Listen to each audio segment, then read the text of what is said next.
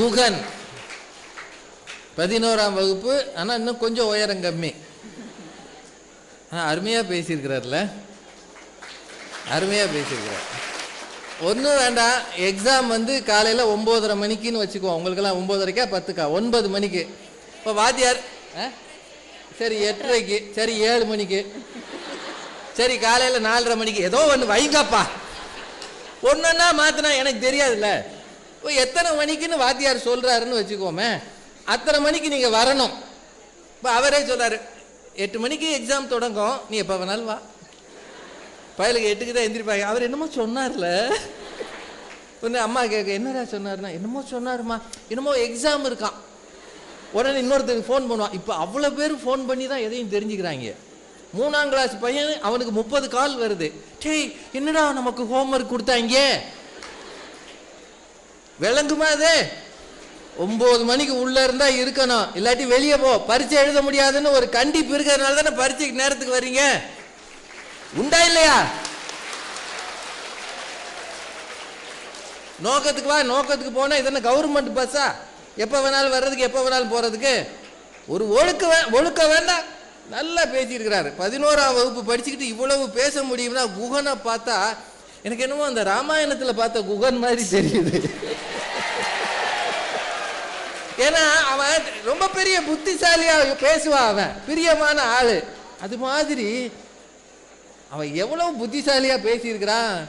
ரொம்ப சந்தோஷமா இருக்கு. ஆனா இன்னும் 2 பேர் பாக்கி இருக்க. நம்ம 6:30க்கு முடிக்கணும்னா முடியாது போலயே. ராகப்பிரியா. இந்த மாலை நேர பொன் விழாவில் பொன்னிற சூரியன் மறைந்தாலும் சூரியன் போல் தகதகவென ஜொலிக்கும் நமது பள்ளிக்கு வருகை தந்திருக்கும் திரு ராஜா அவர்களுக்கும் திருமதி பாரதி பாஸ்கர் அவர்களுக்கும் தாளாளர் அவர்களுக்கும் முதல்வர் அவர்களுக்கும் ஆசிரியர்களுக்கும் பெற்றோர்களுக்கும் லைட் போட்டதுனால ஜொலிக்குது எனது முத்தமிழ் வணக்கம். தலைப்பிலேயே தெரியும், கனிவுக்குத்தான் முதலிடம், தீர்ப்பிலையும் கனிவுக்குத்தான். இனிய உளவாக இன்னாத கூறல் கனி இருப்ப காய் கவர்ந்தற்று. அதன் பொருள் என்னன்னா, நம்ம தமிழ்ல எவ்வளவு இனிய சொற்கள் இருந்த போதிலும் நம்மளை கண்டிப்பதற்கென்றே அகராதியில வன்மையான சொற்களை தேடி தேடி திட்டுறாங்க. இது எப்படி இருக்கு தெரியுமா?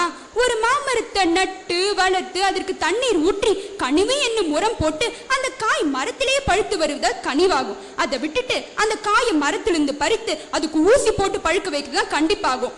தானா கனியும் கனியை எதுக்கையா தடியால் அடிக்கணும்?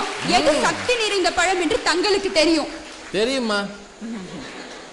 ஆசிரியர்கள் பணி ஒரு புனிதமான பணியாகும். பழைய கோத்தாரி கல்வி குழுவும் சரி, இப்போதுள்ள புதிய தேசிய கல்விக் கொள்கையும் சரி, ஆசிரியர்களின் அடிப்படை பண்பே மாணவர்கள் மீது அன்பும் பரிவும் காட்ட வேண்டும் தான். அதை மீறினதுனாலதான் தினமும் குற்றங்களை நம்ம நியூஸ் பேப்பர்ல படிக்கிறோம், கேட்கிறோம். நம்ம என்ன அதிகபட்ச கனிவான கண்ணு மணியேன்னு கொஞ்சம் கேட்கிறோம், குறைஞ்சபட்ச கனிவாச்சு கொடுங்க தானே ஏன் கேட்கிறோம்? ஆமா.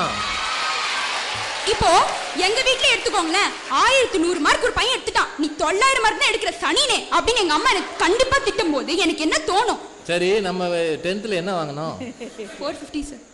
450. அப்புறம் எதுக்கு திட்டுறாங்க? கனிவா இருந்தால்தான் வந்தது. Very good. இது எப்படி தெரியுமா இருக்கு? ஐயப்பனையும் வீரப்பனையும் கம்பேர் பண்ற மாதிரி இருக்கு. ஐயப்பனும் காட்டல, வீரப்பனும் காட்டல. ஐயப்பனை சுத்தி பக்தர்கள் கூட்டம், வீரப்பனை சுத்தி போலீஸ் கூட்டம். ஐயப்பனை வீரப்பனை கம்பேர் பண்ண முடியுமா? அதே மாதிரிதான் எங்களை மத்தவங்களோட கம்பேர் பண்ணாதீங்க. சரி, கடைசியில கண்டிப்பா ஊட்டி ஊட்டி ஊட்டி நம்மளுக்கு என்ன தோணுது? இந்த ஒரு வருஷம் +2 முடிக்கிறதுக்குள்ள நாங்க படுற அவஸ்தை இருக்கே. ஐயோ ஐயோ ஐயோ ஐயோ. சரிங்க, வளர வளரதான் கண்டிப்பு வளருதுன்னு பார்த்தா, குழந்தை கருவறையில் இருக்கும் போது அவங்க அப்பா அட்மிஷன் ஃபார்ம் அங்க கியூல நின்னுறாரு. அந்த குழந்தை பிறந்த உடனே அது மூச்சு விடுறது கூட நேரம் இல்லாம எல்லா கிளாஸ்ல கொண்டு போய் தள்ளி விடுறாங்க. அது A for aeroplane, B for ball கத்துக்கிறதுக்கு முன்னாடி D for DNA, G for genetics Shruti Haasan மாதிரி பேச சொன்னா எப்படி பேச முடியும்? தாய் நாயானாலும் அது குட்டிங்களுக்கு அது தேவதை தாங்க. அந்த மாதிரி தான் நாங்க மாணவர்கள் டாப், ஆவரேஜ், வீக்கர்னு எப்படி இருந்தாலும் நாங்கள்ல உங்க கிளாஸ்ல படிக்கிற மாணவர்கள் தானையா. எங்க கிட்ட கனிவு காட்டணும்ல. சிம்பிளா சொல்லணும்னா கண்டிப்பு நெகட்டிவ் அப்ரோச், கனிவு பாசிட்டிவ் அப்ரோச். கல்வியின் உண்மையான ரகசியமே மாணவர்களை மதிப்பதே ஆகும். ஏன் நம்ம விவேகானந்தரே அன்றே சிக்காகோ மாநாட்டுல சகோதர சகோதரிகள் என்று கனிவு கலந்த அன்புடன் கூறினார். ஏன் நமது பேராசிரியர் திரு சாலமன் பாப்பையாவே தினமும் சன் டிவில அன்பு குழந்தைகளே, அருமை தாய்மார்களே என்று கூறும்போது எவ்வளவு கனிவு இருக்கும். கண்ணா கடைசியில சொல்றேன், அளவுக்கு அதிகமா கோபப்படுற பெற்றோர்களும் அளவுக்கு அதிகமா கண்டிப்பா காட்டுற ஆசிரியர்களும் கனிவு மனதில் மகிழ்ச்சியை ஏற்படுத்தும், கண்டிப்பு மனதில் ரணத்தை ஏற்படுத்தும். நம்ம எதிரணி நண்பர் சொன்னாரு, துணியை தோச்சு வெளுத்தாதான் அது கரை போகுமா. இப்பெல்லாம் நீங்க ஆட்ல பாக்குறது இல்லையா, வேனிஷ் போட்டு இப்படி இப்படி பண்ணவே பளிச்சு பளிச்சு, அந்த மாதிரிதான் கனிவும். வெற்றிக்கும் 3 எழுத்து, தோல்விக்கும் 3 எழுத்து. வெற்றி என்னும் 3 எழுத்தை அடைய வேணும் எனில் கனிவு என்னும் 3 எழுத்தை ஆசிரியர்களும் பெற்றோர்களும் தருதல் வேண்டும். நடுவர்களே, கனிவுக்கே தீர்ப்பு தாங்கன்னு கண்டிப்பா கேட்கல, கனிவா கேட்கிறேன், கனிவுக்கே தீர்ப்பு தாங்க. வாய்ப்பு நன்றி. ராகப்பிரியாவினுடைய பேச்சு பிரமாதத்துக்கும் மேல அருமை. இப்பதான் ஃப்ரெஷ்ஷா 7ஆம் அறிவு பார்த்துட்டு வந்திருக்காங்கன்னு நினைக்கிறேன். நடுவரை கனிவோடு எங்க பக்கம் தான் தீர்ப்பு கொடுக்கணும்னு ரொம்ப அழகா சொல்லியிருக்காங்க. அதுலயும் சூப்பர் என்னன்னா ஐயப்பனுக்கும் வீரப்பனுக்கும் இருக்கிற கம்பேரிசன். அங்கேயும் கூட்டம் இங்கேயும் கூட்டம். இந்த 12ஆம் கிளாஸுக்கு பதில் சொல்ல வருகிற 8ஆம் கிளாஸ் பவித்ரா வாங்க. மேடையில் அமர்ந்திருக்கும் நகைச்சுவை நடிகர் ஐயா ராஜா அவர்களுக்கும், மல்லிகை போல் முகம் மலர்ந்திருக்கும் திருமதி பாரதி பாஸ்கர் அவர்களுக்கும், என் அணியை சேர்ந்தவர்களுக்கும் என் எதிரணியை சேர்ந்தவர்களுக்கும், மாணவ செல்வங்களுக்கும் ஆசிரியர் பெருமக்களுக்கும், பள்ளி தாளாளர் அவர்களுக்கும் பள்ளி முதல்வர் அவர்களுக்கும், என் பெற்றோருக்கும் என் முதல்கண் வணக்கத்தை தெரிவித்துக் கொண்டு என் உரையை ஆரம்பிக்கிறேன். ஐயா, வாழ்க்கையில முன்னேறனா கண்டிப்பு தாயா ஒரே வழி, வேற வழியே இல்ல. ஏமா நம்ம சன்பிம் பள்ளியில கூட கண்டிப்பு இருக்குங்க. இங்க இருந்து வகுப்பறைக்கு போகணும்னா கூட வருஷம் மாறாம தான் போகணும்.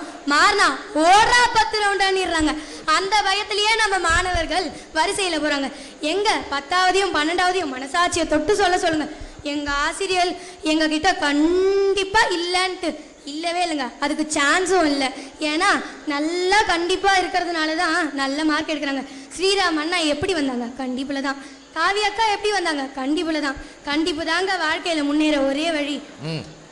எங்க எதிரணியை சேர்ந்த அண்ணா சொன்னாங்க, கனிவா இருந்தா நல்ல மார்க் எடுக்கலான்னுட்டு. கனிவா இருந்தா நல்ல மார்க் எடுக்க முடியாது, சைபர் மார்க் தான் எடுக்க முடியுமே தவிர சென்டம் மார்க்காகலாம் ஆசைப்படக்கூடாதுங்க. என்னுடைய எதிரணியை சேர்ந்த இன்னொரு அக்கா சொன்னாங்க, தானா காய்க்கிற கனியை தடியால் அடிக்காதீங்கன்னு. அந்த கனி தானா காய்க்கிறதுக்குள்ள ஆணிலோ குருவியோ வந்து அதை தின்னுடும். அதனாலதான் கல்லு போட்டு பழுக வைக்கிறாங்க. மயிலே மயிலே இறகு போடுனா போட்டுருமாங்க மயில் இறக. அதே மாதிரி பிள்ளைங்கிட்ட படி ராஜா படி தொங்கோனா படிச்சிருவாங்களா? என்ன நினைப்பாங்க? கிடைச்சிட்டாங்க கேனையாட்டம் அப்பா அம்மான்னு சொல்லுவாங்களே தவிர உட்காந்து படிக்க மாட்டாங்க. இதுவே கண்டிப்பா இருந்தா கண்டிப்பா படிப்பாங்க. கனிவுன்னு ஊட்டி விடுறீங்களே உங்க பிள்ளைக்கு, கடைசியில எங்கங்க போய் செல்றீங்க பெத்தவங்கலாம்? முதியோர் இல்லத்துக்கு தானே. இதே கண்டிப்பா இருக்கிற வீட்டுல இதெல்லாம் நடக்குதா? இல்ல. கண்டிப்பா இருந்தா வீடே அவங்க கையில தாங்க இருக்கும். இதுக்கெல்லாம் நடக்கணும்னா முதல்ல நீங்க உங்க பிள்ளைங்க கிட்ட காசை கொடுத்து இதை வாங்கி சாப்பிடு அதை வாங்கி சாப்பிடுன்னு சொல்லாதீங்க. அதுலயும் முக்கியமா கமிஷன் கொடுக்காதீங்க. அதாவது 1 கிலோ தக்காளி வாங்கிட்டு வந்தனா 1 ரூபாய் சாக்லேட் வாங்கிக்கோப்பா அப்படின்னு சொல்லாதீங்க. ஓ, அதுக்கு பேர் கமிஷனா? பரவாயில்லையா, எங்களுக்கெல்லாம் யாருமே கொடுக்கலையா? அதுக்கப்புறம் வருங்காலத்துல பிசினஸ் கூட உங்ககிட்ட தான் வந்து நிப்பாங்களே தவிர தன்னோட சொந்த கால நிக்கணும்னு நினைக்க மாட்டாங்க. எங்களுக்கு கால்லாம் தெரியுமா, தூக்கி காய்ச்சாதீங்க. சொந்த கால் தான், காலை காட்டினா பயமா இருக்கு. நம்ம வாழ்க்கையில ரோல் மாடலா ரஜினிகாந்த், அம்பேத்கர், அண்ணா அவங்களெல்லாம் எடுக்க வேண்டிய அவசியமே இல்லை. நம்ம ஆசிரியர்கள் பெற்றோர் அவங்க காட்டுற கண்டிப்பை எடுத்தாலே வாழ்க்கையில எங்கேயோ போய் நிக்கலாங்க.